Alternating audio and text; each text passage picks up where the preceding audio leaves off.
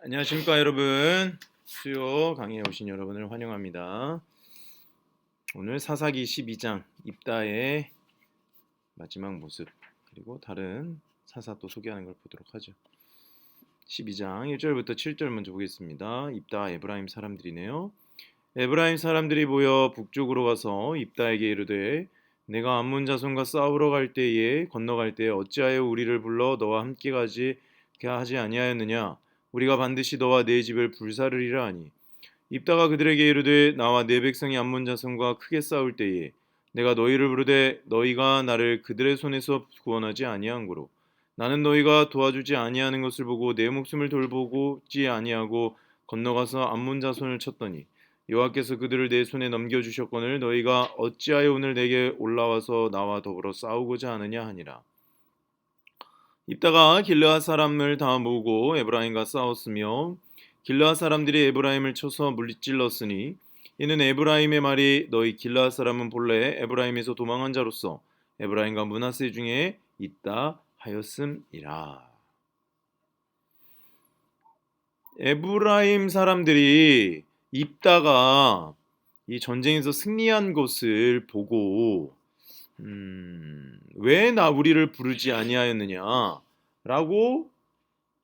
또 싸움을 걸어옵니다. 이 에브라임 사람들은 왜 그랬느냐? 말 그대로 자신들의 리더십에 지금 손상이 되었다라고 생각을 한 겁니다.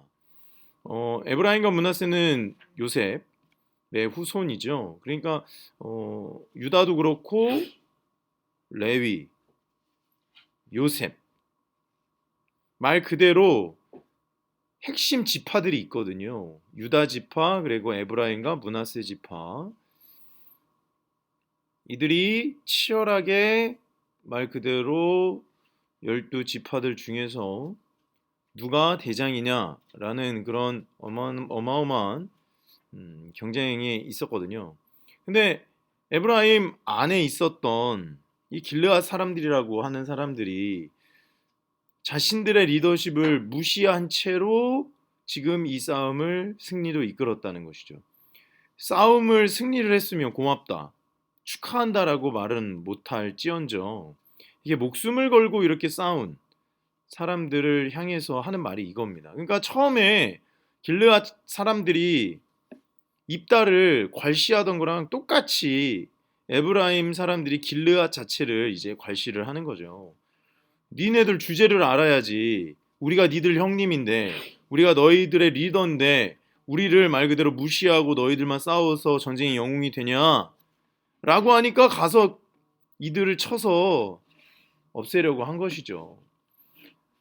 우리의 삶에도 똑같은 일들이 참 많이 일어나지 않습니까? 우리가 어떤 거를 성취를 했을 때 우리를 축하해주고 도와주고 박수 쳐주는 사람들이 있는가 반면에 에이 그런 거 별거 아니야. 왜 우리 나를 부르지 않았어?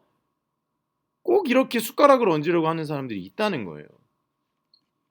그런데 입다가 에브라임을 혼쭐을 내고 박살을 내놓습니다. 5절이죠. 길르앗 사람이 에브라임 사람보다 앞서 요단강 나루터를 장악하고 에브라임 사람이 도망하는 자가 말하기를 청하건대 나를 건너가게 하라 하면 길르앗 사람이 그에게 묻기를 내가 에브라임 사람이냐 하여 그가 만일 아니라 하면 그에게 이르기를 십볼렛이라 발음하라 하여 에브라임 사람이 그렇게 바로 말하지 못하고 십볼렛 그러니까 십볼렛이라고 발음하라고 했는데 십볼렛이라고 하면 길르앗 사람이 곧 그를 잡아서 요단강 나루터에서 죽였더라. 그때 에브라임 사람의 죽은 자가 4만 2천 명이었더라. 입다가 이스라엘의 사사가 된 지 6년이라 길르앗 사람 입다가 죽음에 길르앗에 있는 그의 성읍에 장사되었더라. 그러니까 말 그대로 길르앗 사람들, 길르앗의 대표인 입다를 자신들의 리더십으로 인정하지 못하겠다라고 하는 이 교만함이 4만 2천 명이 죽음에 이르게 되는 이런 말도 안 되는 일들이 일어나는 거죠. 그런데 잘 보면 예수님이 오셨을 때 우리가 누가복음에서도 보고 있지만 바리새인 서기관들 율법 학자들이 예수님한테 하는 일과 똑같아요. 예수님한테 자신들의 리더십이 다 뺏기는 것 같으니까 어떻게 해서든지 트집 잡아가지고 죽일 궁리를 하지 않습니까? 근데 여기에서는 호되게 당하고 4만 2천 명의 씨가 말라버리는 이 어마어마한 일들이 일어납니다. 우리가 좀 겸손하게 나보다 또 많은 성취를 하는 사람들을 축하를 해주는, 그리고 격려해주는, 공동체 안에서도 꼭 누군가가 앞서서 무엇인가를 하면 뒤에서 궁시렁거리면서 파토를 놓는 사람들이 꼭 있어요. 자신들은 뭔가를 하지 않으면서도, 나라에서도 그러죠. 꼭 자신들은 뭔가 이게 입을 털면서 개혁이라고 하는 거를 입을 털지만 정작 자신들은 기득권에서 항상 그 재미를 보는 것에 취해 있는 사람들 있지 않습니까? 이게 어느 세대에나 똑같은 것 같아요. 그래서 우리가 하나님 앞에 서서 겸손하게, 누군가 우리를 위해서 헌신하고 누군가 앞서가면 격려해주고 박수 쳐줄 수 있는, 이게 모든 것이 질투에서 시작된 거네. 왜 질투하느냐? 핵심 리더십을 뺏길 거와 같은 거거든요. 사람들이 우리를 주목해야 되는데 내가 평소에 별 하찮게 여기는 존재들을 주목을 하니까 못 견디는 거죠. 그래서 이렇게 입다의 이야기는 이렇게 거의 내전으로 끝나게 되죠. 아무튼 입다가 사사가 되어 이스라엘을 다스립니다. 이제 사사 입산과 사사 압돈에 대해서 잠깐 보죠. 그 뒤를 이어 베들레헴의 입산이 이스라엘의 사사가 되었더라. 그의 아들 30명과 그가 아들 30명과 딸 30명을 두었더니 그가 딸들을 밖으로 시집 보냈고 아들들을 위하여는 밖에서 여자 30명을 데려왔더라. 그가 이스라엘의 사사가 된 지 7년이라. 입산이 죽음에 베들레헴에 장사되었더라.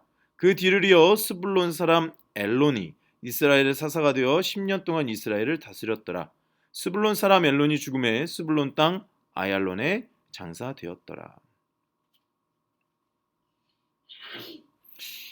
입산이 사사가 되었는데 아들 30명, 딸 30명, 그가 딸들을 밖으로 시집 보냈고, 이 밖이 무엇인가? 아들들을 위하여는 밖에서 여자 30명을 데려왔더라. 이게 무엇을 말하는 것일까? 많은 의견들이 있는 것 같은데요. 외교를 위하여서 내보냈다는 설도 있고요. 그리고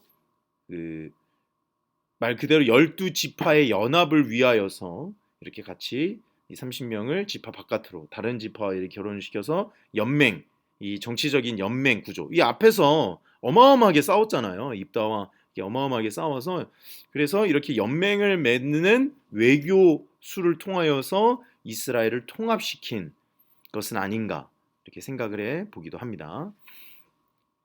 보통 외교술이 굉장히 중요하지 않습니까? 지금 이스라엘은 약간 연방, 지금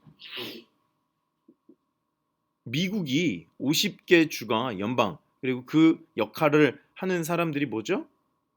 상원의원이거든요. 그런 외교술을 잘 발휘해서 이스라엘을 하나로 묶는 일을 하지 않았나, 이렇게 생각을 합니다.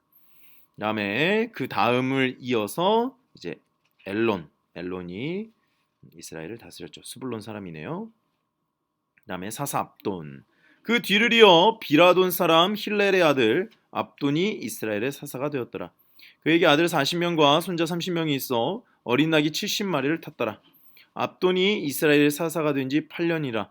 비라돈 사람 힐렐의 아들 압돈이 죽음에 에브라임 땅 아멜렉의 사람의 산지 비라돈에 장사되었더라.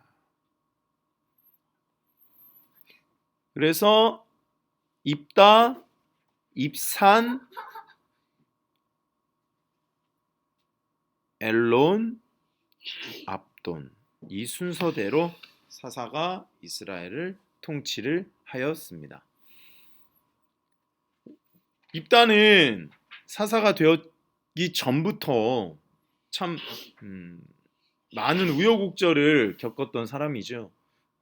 말 그대로 창기의 자식, 기생의 자식으로 태어나서 괄시를 당하고 쫓겨났지만, 하나님께서 입다를 하나님의 나라에, 이스라엘이라고 하는 하나님의 나라에 사사로 세우시려고 할 때에 사람들로 하여금 그 출생 선분이 천하짐에도 불구하고 엎드리게 하셨고, 입다가 완전한 하나님에 대한 신앙을 갖지는 못했던 것 같다라고 우리가 저번 시간에 봤죠.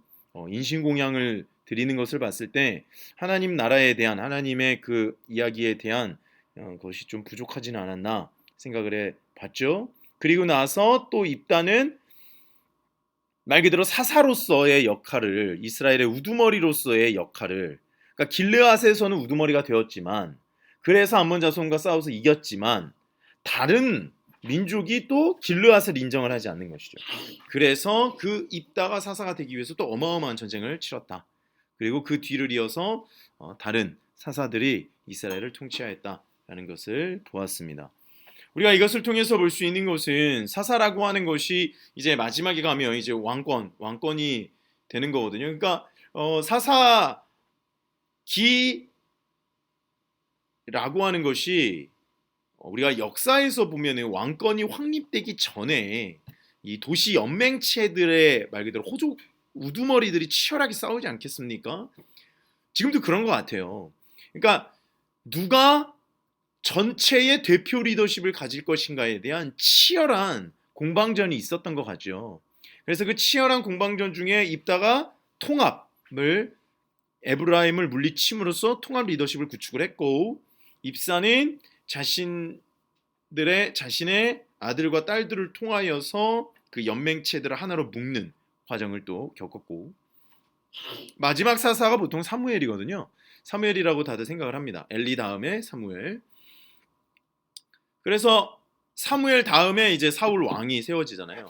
그래서 사사기는 단순히 그냥 사사들이 통치했다라는 것을 우리가 이해할 수도 있지만, 조금 더 약간 현실적인 입장에서 보면은 도시 국가가 이제 형성이 되었고, 12지파라고 하는 도시 국가 형성이 되었고, 그 도시 국가들 사이에서 치열한 공방전이 일어나게 되었으며, 그리고 하나님께서 세우신 왕권 국가로 가기 위해서 지금 많은 작업들이 그 안에서 이루어지고 있는 중입니다.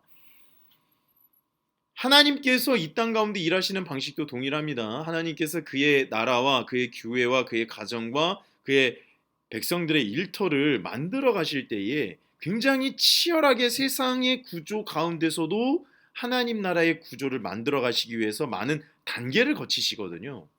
그 단계를 거쳐가면서 하나님 나라의 모습이 틀을 갖춰가는 거예요. 우리가 주일날에도 큐티 세미나를 통해서 이 여러분들이 말씀을 보는 지금 나의 현실에 대해서 함께 나누지 않았습니까? 근데 그것이 발전해 가면서 이 성경 리더십, 성경을 가르치는 리더십으로서 말씀을 묵상하고 배우면서 사람들을 가르치고, 그러면서 리더십들이 또 만들어지는 거거든요. 그러다 보면은 이제 리더십들 사이에서도 경쟁이 일어납니다. 우리가 직분을 받으면 또 선의의 경쟁이 있듯이, 이게 소그룹 리더십들 사이에서도 미묘한 그런 경쟁들이 있거든요. 그랬을 때에 이 12지파가 서로 경쟁했지만, 이런 파국에 입다와 에브라임 사람들이 싸워서 이 파국에 이르는 그런 경쟁 말고 선의의 경쟁들, 서로 격려하고 위로하고 서로 도와주며 이런 것들을 만들어 가기 위해 우리가 지금 작업들 하고 있지 않습니까? 말씀으로 삼겹줄을 맺는 작업, 말씀으로 하나가 될 수 있는 작업들, 그것을 통하여서 하나님의 나라가 견고해지는 것입니다. 그래서 오늘 말씀이 짧고 간단하기는 했지만 하나님 나라의 전쟁을 통해서 진전하는 과정이, 우리도 인간이기 때문에 많은 이런 치열한 경쟁과 다툼이 있거든요. 그것을 어떻게 극복하고 하나의 공동체로서, 하나의 국가로서, 하나의 나라로서 발전해 나가는 여정 가운데 있는지 이제 숨어 있는 맥락을 통해서 우리가 살펴봤거든요. 그래서 우리 한 사람 한 사람도 이렇게 주께서 한 지파와 한 소그룹과 한 교회를 맡기시는 그런 리더십으로 성장하시기까지 많은 일들이 있습니다. 그래서 그거를 감당함으로, 하나님께서 주시는 말씀으로 이것을 감당할 때 우리는 리더십을 성장하고 그 여정 가운데 우리가 하나님 나라의 영광을 맛볼 수 있지 않을까 생각을 해봅니다. 기도하겠습니다. 하나님, 오늘 입다와 입산과 엘론 그리고 압돈, 이 리더십이 이어지는 여정 가운데 하나님께서 일하시는 것을 보았습니다. 치열한 공방전 가운데 입다를 통하여서 정말로 하나님께서 사람을 세우실 때에 배경이나 출신을 보지 않으시고 하나님께서 쓰시고자 작정하시면 그 사람이 어떤 상황과 환경 가운데 있더라도 쓰신다고 하실 때, 그리고 질투하고 괄시하며 감히 네가 우리 위에 서려고 하느냐 누군가 인정하지 않고 달려들어도 하나님께서 세우신 리더십은 사람들을 통합하고 하나로 만들어 하나님 나라를 전진시킨다는 것을 또한 보았습니다. 우리가 성경 말씀을 통하여서 하나님께서 일을 하시는 방식을 배우며 하나님께서 선택하신 사람이면 누구의 방해도 아랑곳하지 않고 주께서 세우신다는 것, 그리고 그 사람을 통해서 통합을 이루신다는 것을 보았으니 우리가 하나님께서 이루시는, 하나님께서 인도하시는, 하나님께서 찾으시는 그런 역량을 갖춘 리더십으로 한 분 한 분 성장할 수 있도록 주여 역사하여 주시옵소서. 감사하며 예수님의 이름으로 기도했습니다. 아멘. 내일 새벽에 우리가 또 누가복음 말씀으로 만나겠습니다. 감사합니다.